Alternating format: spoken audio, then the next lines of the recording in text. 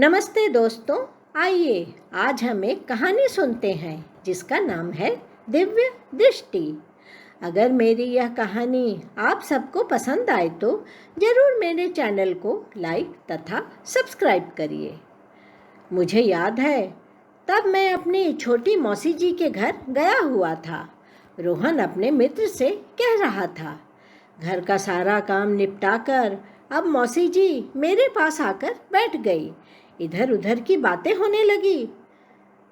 तभी मैंने मौसी जी से कहा, मौसी जी तुम्हारी शादी की वो घटना सुनाओ ना। मौसी जी कह रही थी, तब मेरी शादी तय हुई थी। घर में सब बहुत खुश थे। तुम सब बच्चे तो खुशी के मारे चहक रहे थे। तभी हमारे घर में गुरुजी आए थे। अतः ये खुशखबरी गुरुजी को सुनाते हुए तुम्हारे पिताजी ने कहा, हम सब जा रहे हैं शादी में। तब हम भागलपुर में रहते थे और शादी होनी थी पटना से। गुरुजी ने सब कुछ सुनकर कुछ शांत आवाज में कहने लगे, सब सदस्यों के जाने की कोई आवश्यकता नहीं है, सिर्फ एक या दो व्यक्ति ही जाओ।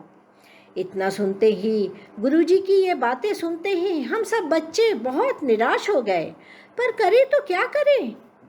पिताजी ने सबको समझा बुझा कर कहा, गुरुजी ने कुछ सोच समझ कर ही कहा होगा। मौसी कह रही थी, लेकिन तुम्हारी बड़ी मौसी का बेटा माना ही नहीं। वह तो जिद करने लगा, मैं तो शादी में जाऊंगा ही, और वह शादी में शरीक होने पटना रवाना हो गया। मौसी जी आगे कह रही थी, तब मेरी शादी चल रही थी। तभी तुम्हारे पिताजी के पास एक फोन आया। बड़े मौसा जी अब नहीं रहे। अचानक वो चल बसे।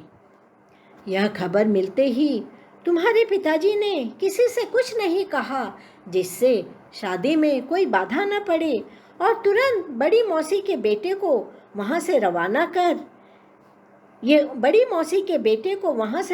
कर दिया, यह कहकर कि तुम्हारे पिताजी की हालत बहुत खराब है, तुम जल्दी घर पहुँचो।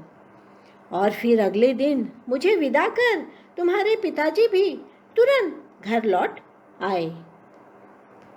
एक बार फिर मौसी जी के मुंह से यह घटना सुनकर मेरे तो रोम रोम खड़े हो गए। मैं बहुत कुछ सोचने पर मजबूर हो गया। रोहन अपने मित्र से कह रहा था, आज इस घटना का तात्पर्य मैं समझ सकता हूँ। यह तो गुरुजी की ही दिव्य दृष्टि ही थी, जिसने हम सबको शादी में जाने से रोका था।